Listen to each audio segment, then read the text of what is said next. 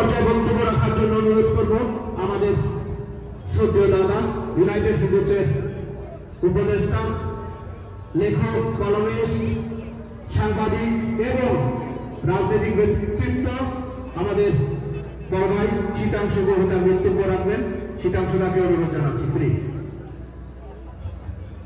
Thank you, United Hindus and its leaders, organizers. Thank you all.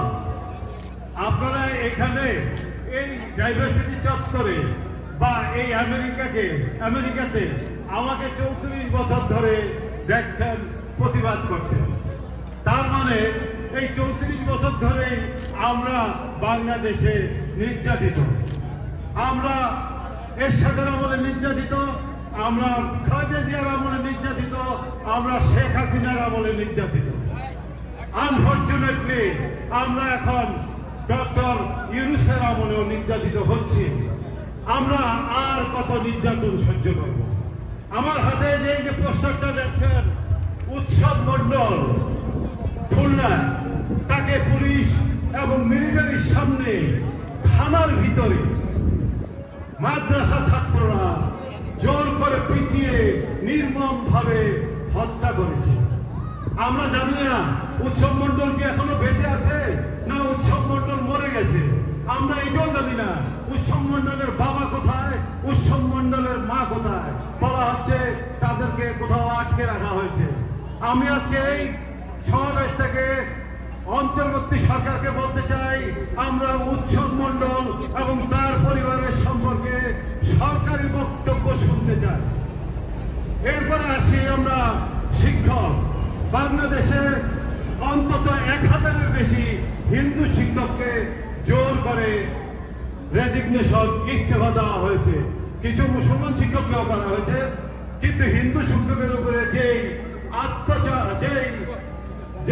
অত্যাচার, তাদের কি অপরাধ? আমাদের কাছে একটি লিস্ট আছে প্রায় 60-70 জনের অথেন্টিক লিস্ট, আপনারা চাইলে কেউ দিতে পারি। আজকে এই সমাবেশ থেকে আমরা দাবি করছি অন্তর্বর্তী সরকার ওইসব শিক্ষক, চাই হিন্দুই হোক আর মুসলমানই হোক, প্রতিটি শিক্ষককে তাদের চাকরিতে পুনর্বাসন করা হোক।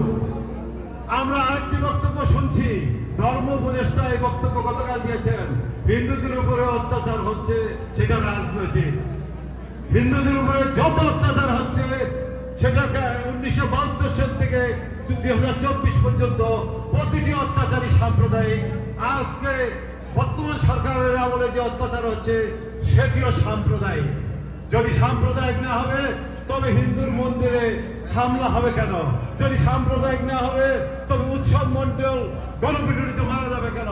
যদি সাম্প্রদায়িক না হবে তো জলের গানের গায়ক আনন্দর বাড়ি করবে কেন?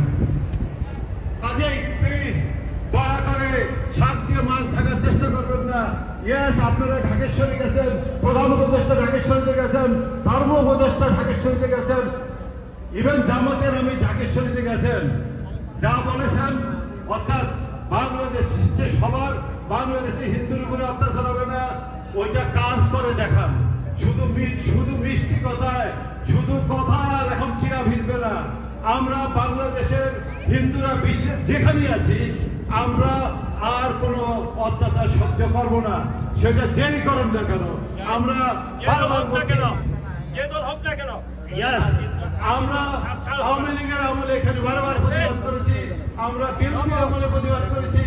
প্রয়োজন হলে এই আন্দোলন, এই অত্যাচার যদি সহ্য না হয়, আমরা এখানে তো বটেই বিশ্বব্যাপী দুর্বার গণ আন্দোলন তুলে ধরব। থ্যাংক ইউ আপনাদেরকে।